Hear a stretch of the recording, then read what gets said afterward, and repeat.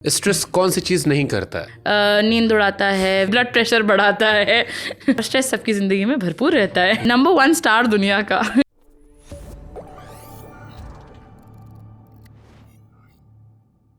Stress कौन सी चीज़ नहीं करता है? नींद उड़ाता है, वेट गेन कराता है, हार्ट अटैक कराता है, ब्लड प्रेशर बढ़ाता है। और स्ट्रेस सबकी ज़िंदगी में भरपूर रहता है। बाल पका देता है, बाल झड़वा देता है, आंखें कमज़ोर कर देता है, सेक्सुअल लाइफ खराब कर देता है। तो इसलिए मैंने पूछा क्या नहीं करता है। नंबर 1 स्टार दुनिया का। ऐसी कोई चीज़ नहीं है जो स्ट्रेस नहीं करा सकता। तो खुश रहे। हाँ, ओवरऑल काफ़ी चीज़ें अपने आप सॉर्ट आउट हो जाएंगी। हाँ। ओके आप जिस इंडस्ट्री में हो, जैसे आपने कहा कि बहुत सारी चीज़ों को लेकर टैबू रहे हैं, कभी आपने अपनी इंडस्ट्री में फेस किया? जैसे अभी आपने कहा ना संस्कृति, शुरू में कहा संस्कृति का जिक्र किया, लोग कहते हैं संस्कृति के खिलाफ जा रहे हो। कभी ऐसा हुआ कि अपनी इंडस्ट्री में आपने फेस किया कुछ सेक्सिज्म या कुछ? इन मेडिसिन, हाँ, जब मैंने डॉक्टर क्यूटर्स शुरू किया था तो एक बहुत बड़ी फेमस गायनेकोलॉजिस्ट हैं, हम लोग एक कॉन्फ्रेंस में मिले थे उनसे। वो मेरी मम्मी के पास आके बोली, मेरे घर का नाम तमन्ना है, वो मेरी मम्मी के पास आके बोली ये तमन्ना को ये सब क्यों करना पड़ रहा है। मतलब जैसे मैं कोई मजबूरन वर्ष ऐसे एजुकेशन लाइन में आई हूँ सेक्स एजुकेशन के बारे में। तो बहुत टैबू है अभी भी, एंड लोग बहुत आई थिंक शुरू में काफ़ी लुक डाउन करते थे that I talk about sexual health. तो ठीक है, मतलब धीरे धीरे सब बदलता है, ये भी बदलेगा, इम्प्रेशन बदलेंगे। मेरा एजेंडा है लाइफ में कि मैं सेक्स एजुकेशन का बिल पार्लियामेंट में लेके आऊँ कि स्कूलों में ये कॉन्वर्सेशन पहुँचे, लोग अपने शरीर में शर्म ना फील करें। फरवरी 2024 में बॉम्बे जैसे बड़े शहर में एक लड़की ने सुसाइड कर ली थी बिकॉज उसको पीरियड्स आ गए थे और उसको पता नहीं था उसके साथ क्या हो रहा है, 2024 में। इतनी शर्म की बात है। मैं जिस मिशन के साथ अपना काम कर रही हूँ, मुझे बहुत बुरा लगा ये जान के कि इतना चिल्लाने के बाद भी इतने सारे सेक्स एजुकेटर्स हैं ऑनलाइन, हम सबके काम के बावजूद आज भी ये स्थिति है। तो द लार्ज एजेंडा इज़ कि मरने से पहले मैं चाहती हूँ कि हर स्कूल में बेसिक बॉडी लिटरेसी का कॉन्सेप्ट हर किसी को समझाया जाए। लड़कों को पीरियड्स के बारे में सिखाया जाए, लड़कियों को तो सिखाया जाना ही चाहिए।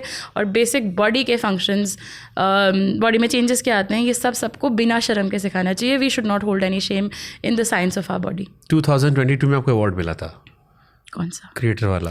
कौन सा? बेस्ट क्रिएटर का आई थिंक आपको अवार्ड मिला था, अवेयरनेस फैलाने के लिए, नीति आयोग की तरफ से। अच्छा, नीति आयोग वाला, ओके। हाँ, सारे याद रहते हैं अवार्ड्स। मतलब लिस्ट बनाती हूँ, ऐसे अच्छा लगता है ना, देख के मोटिवेशन मिलता है। नीति आयोग वाला आई थिंक वो इम्पोर्टेंस रखता होगा। हाँ जी, काफ़ी बहुत कूल था, स्पेशली बिकॉज सरकारी लेवल पे इस तरह का recognition it was a new thing. मैंने हार्डली 1.5 साल पहले कंटेंट शुरू किया था, एंड देन इवेंचुअली काफ़ी सरकार के साथ काम करने का मौका मिला, which is very exciting to see कि हमारे जो ऑनलाइन कैंपेन्स हैं वो किस तरह से रियल वर्ल्ड में चेंज ला रहे हैं, and the government is recognising that, और हमारे इनसाइट्स को इन्वाइट करते हैं। तो इट्स गुड, एक्साइटिंग। उससे कुछ बदला नजरिया, उससे जो आपको अवार्ड मिला?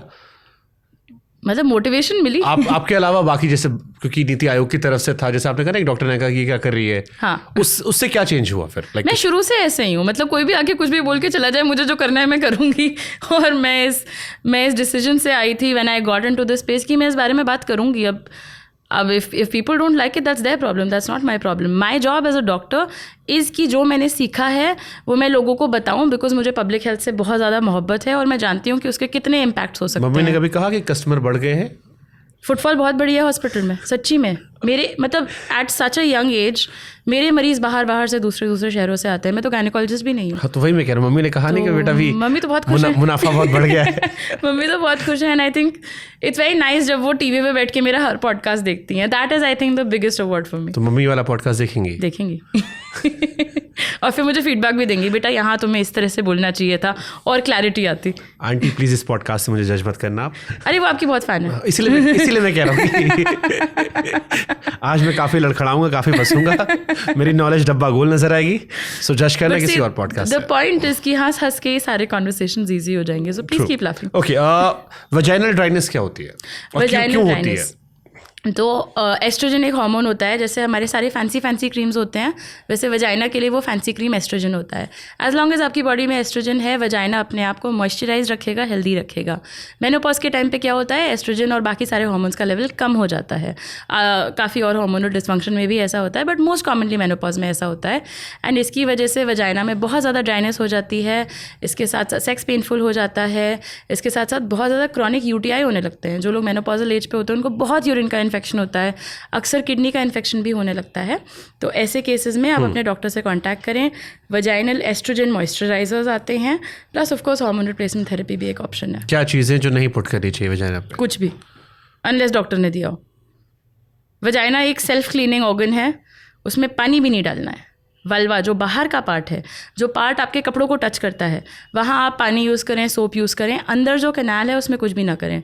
इसको याद रखने का एक बड़ा सिंपल तरीका है कि जब आप फेस वॉश यूज़ करते हैं, आप अपनी नाक बाहर से साफ़ करते हैं, नाक के अंदर कभी उंगली डाल के फेस वॉश नहीं लगाते हैं। हाँ। क्योंकि नाक के अंदर का जो टिश्यू है वही वजाइना के अंदर का टिश्यू है। बाहर आपको जो करना है करिए, अंदर कुछ भी नहीं जाना चाहिए, अनलेस ऑफ कोर्स आपके डॉक्टर ने आपको नोज ड्रॉप्स दिए हैं तो आप उसको डालेंगे ही ना। वैसे ही आपके डॉक्टर ने अगर आपको वजाइनल इंसर्ट करने की कोई दवा दी है, कोई मॉइस्चराइजर दिया है, then it's a different thing. Intercourse के टाइम में ड्राइनेस में लोग बहुत सारी चीज़ें यूज़ कर लेते होंगे। बहुत करते हैं और बहुत पीएच इम्बैलेंस के साथ आते हैं, बहुत इन्फेक्शंस के साथ आते हैं। तो अगर इंटरकोर्स के टाइम पे ड्राइनेस हो रही है, पेन हो रहा है, then you can use a vaginal lubricant. Water based lubricants आते हैं। इसका ध्यान रखना है कि इसमें कोई फ्लेवरिंग ना हो, इसमें कोई कलर ना हो। फ्लेवरिंग होती है तो शुगर पड़ा होता है, शुगर पड़ा होता है तो वजाइना में फंगल इन्फेक्शन होने का रिस्क बढ़ जाता है। अक्सर काफ़ी लोगों को कलर्स से और फ्रेग्रेंस से सेंसिटिविटी होती है, तो just plain water based unflavoured lubricant ये बहुत हेल्प कर सकता है। लड़कों को क्या चीज़ अप्लाई नहीं करनी चाहिए? उनका तो सब एक्सटर्नल, ऐसी दिक्कत नहीं है। बट हाँ, ये इंटरनेट पे पेनिस लेंथनिंग डिवाइसेस आती हैं, बहुत ही बकवास सी, कुछ नहीं करती हैं ये। और ये दवाइयाँ जो आती हैं कुछ भी नहीं करती हैं।